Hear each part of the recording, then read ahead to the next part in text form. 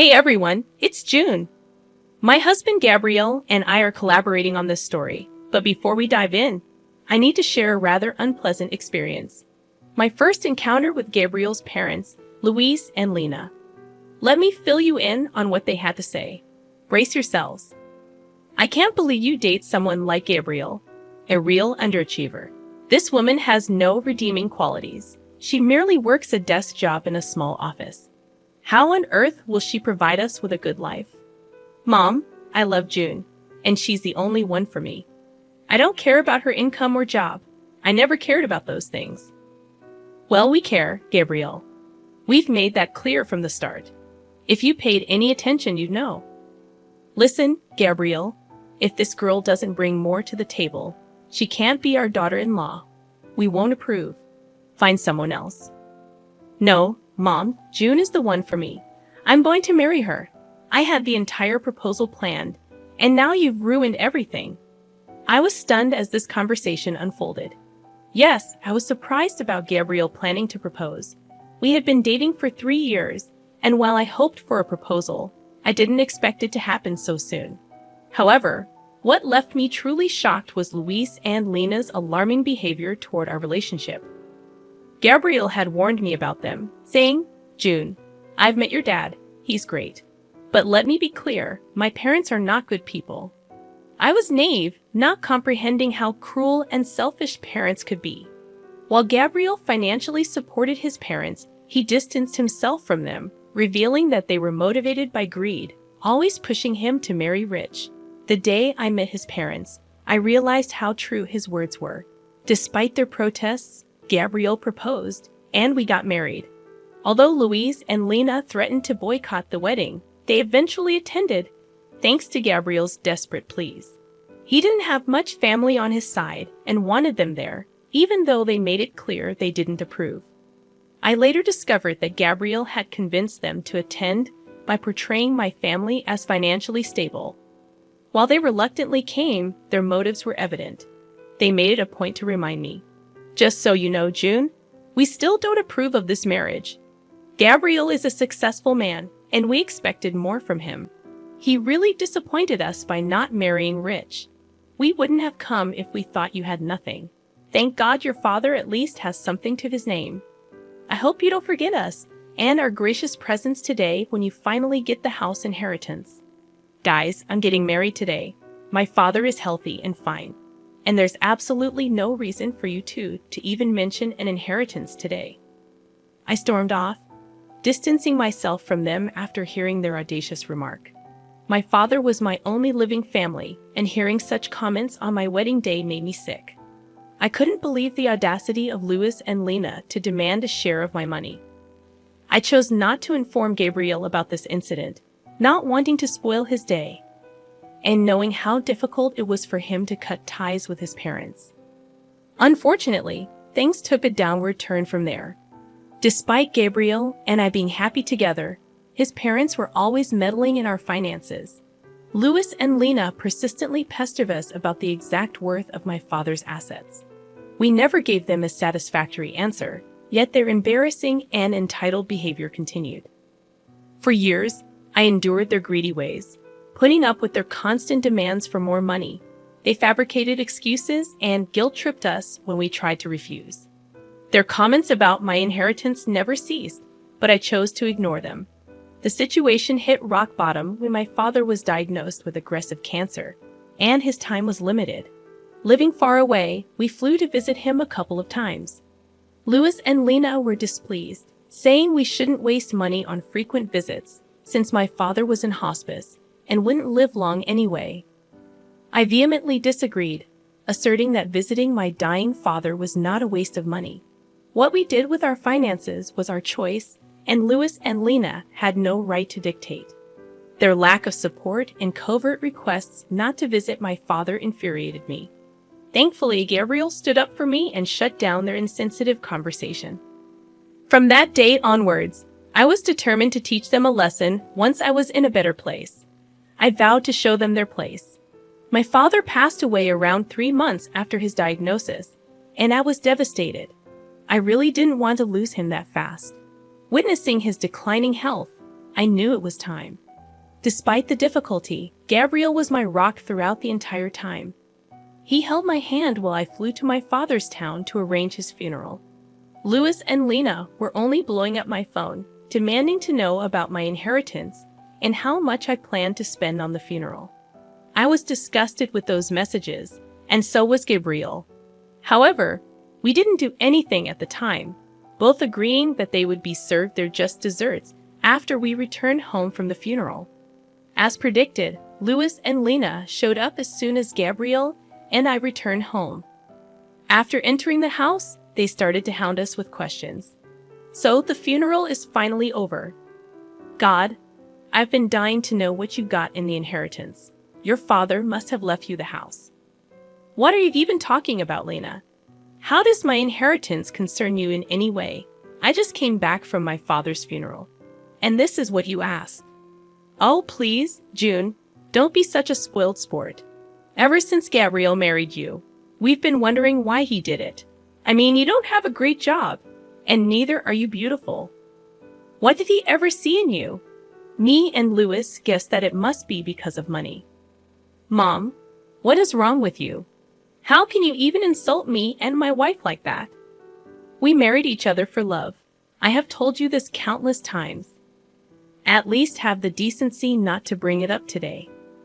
Gabriel, there's no reason to be so dramatic. We're simply asking her a question. Your wife can just answer us and satisfy our curiosity. We don't mind if you marry June for money. In fact, we would be happy to know that you've bagged the great prize. You are truly horrible parents to accuse your own son of being a gold digger. You two are insane. I wonder how a great man like Gabriel was born to such disgusting people. Enough with the small talk, June. Tell us what you got in your inheritance. This is the day I was waiting for. Your father must have left you something. Gabriel told me that he lived in a big house. You could just tell now and buy us a house instead. We will make great use of the money. Besides, we are your parents now. Hearing this made my blood boil, and I seethed with rage while Gabriel looked at his parents in disbelief. Even he couldn't comprehend the fact that his parents could be so greedy and selfish.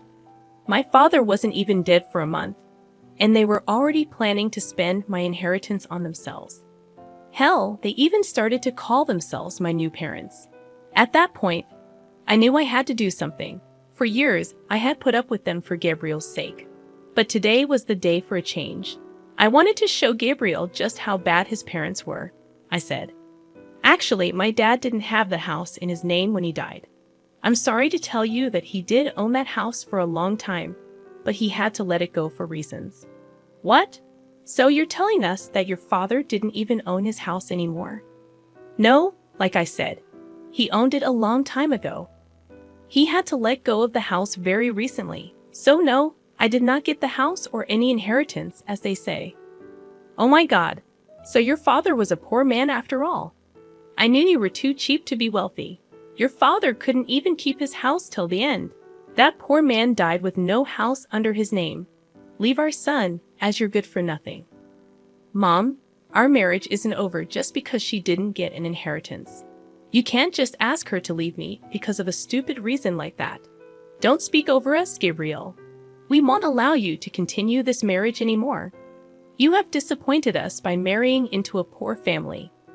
You didn't once think about how you could keep your parents happy. I'm ashamed to have a son like you. June, I'm sure you must have trapped my son into marrying you.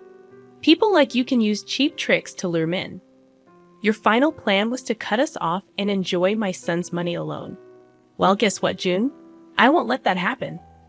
Louis and Lena started to harass Gabriel to give me a divorce and leave. They told him that he should marry a rich girl so that my in-laws could live the life of luxury they always wanted. Gabriel was getting upset and started to break down. I knew that I had to take the opportunity to help him make a decision. Gabriel, are you going to let your parents do this to us? I have put up with their gold-digging ways for a long time now. I didn't open my mouth because you felt guilty cutting them off. Are you still going to continue to keep them in our life? I don't think we can come back from this. June, I've had enough as well. Mom, Dad, Today you have shown me just how bad you are. For years, you have used me to fulfill your dreams. I won't tolerate this anymore. Don't be stupid, Gabriel. This girl would influence you and take you away from your family. We are doing this for your own good as well. We didn't spend money on you so that you can go do charity for someone else. You need to divorce your wife and start afresh. There is still time for you to get a rich wife. We will help you. This time you have made too many mistakes on your own. No, I won't leave my wife because she didn't get an inheritance. I'm done being a puppet in your hands. I will stay with June. You two won't be allowed in my life anymore. What will you do by keeping June in your life? This is not what we ever wanted. She's totally unworthy of you. If you stay in this marriage, we don't want anything to do with you anymore. We won't help you when she robs you and leaves you destitute. Seeing Lena and Louis's horrible behavior, I finally decided to reveal the truth to them. I knew that telling them about my true net worth would make them beg and plead at my feet. I wanted to go all out on them. I wanted Gabriel not to regret his decision in any way, so I said, there will be no need for that, guys. I don't need to rob Gabriel and take his money. I have plenty of money on my own, and I will take care of Gabriel just fine without your help. Look who's talking. You don't have to lie to us to make yourself look better, June. We know the truth. Yes, the truth is that you are the daughter of a poor man, and you don't work a good enough job to make lots of money. In a few months, you will go after Gabriel's money once you are destitute. Well, actually, I am not a poor man's daughter. I have 50 million in my bank account.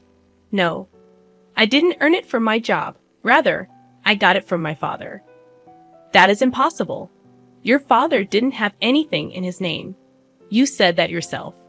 Don't try to fool us, June. We can see through your lies. It won't work for us. We will make sure you divorce our son and leave him to us. I smiled at them and then looked at Gabriel. He was still looking very upset, but gave me the signal to go ahead. He knew me inside out, and so he knew what was coming. I opened my bank account and showed them my bank balance.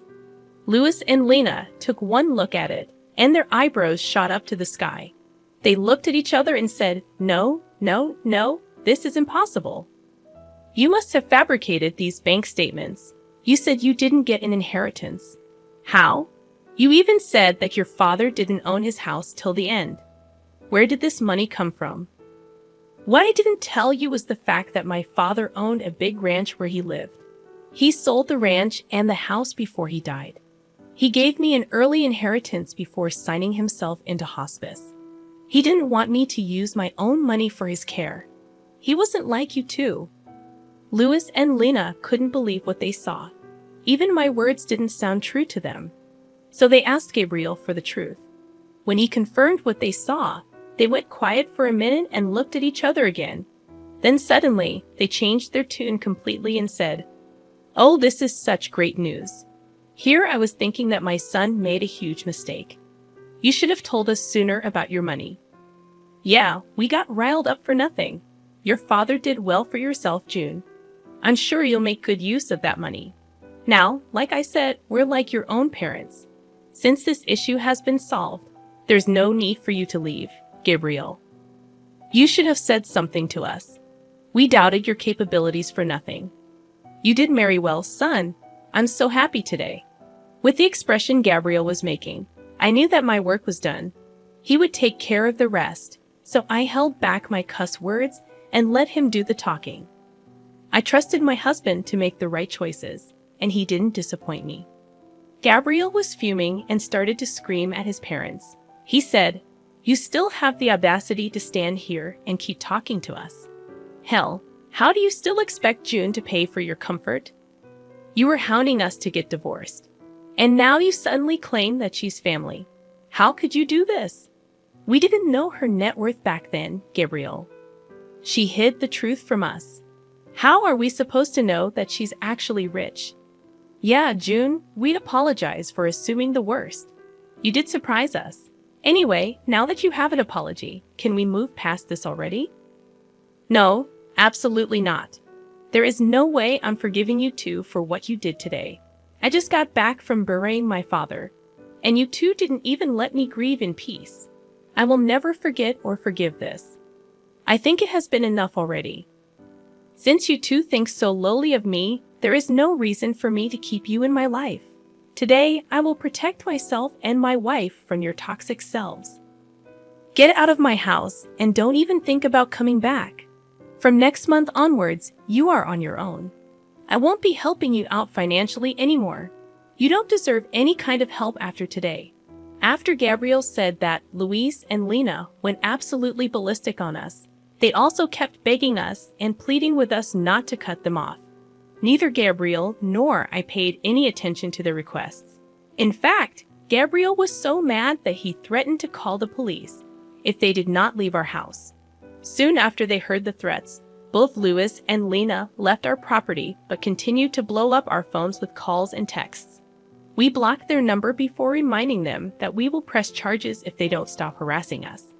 For the next few days, Gabriel completely dealt with his family while I grieved my father properly. I was finally in a peaceful setting where I could reflect on my childhood memories and try to remember my father for the good times. He truly was an amazing man. As soon as he understood that I didn't want to move back south, he sold his property so that I didn't have to worry about it. He didn't even want me to spend money on his medical bills, so he used some of the sale money to pay for hospice. He was truly a great parent, and I still miss him a lot. On the other hand, Gabriel was also grieving the loss of his family, but for other reasons. Yes, he was finally freed from his toxic family, but some people were guilting him about abandoning them. Those people did stop hounding him when Gabriel told them the full story. Now, everyone who knows Luis and Lena is disgusted with them. The duo still tried to contact us even after we blocked their numbers and changed our locks. We are contemplating taking out restraining orders if they don't stop soon. Meanwhile, I have recently found out that I am pregnant. I'm sad that my father couldn't be a part of my child's life, but me and Gabriel are really enjoying this surprise and preparing ourselves to have a little bundle of joy in our arms soon.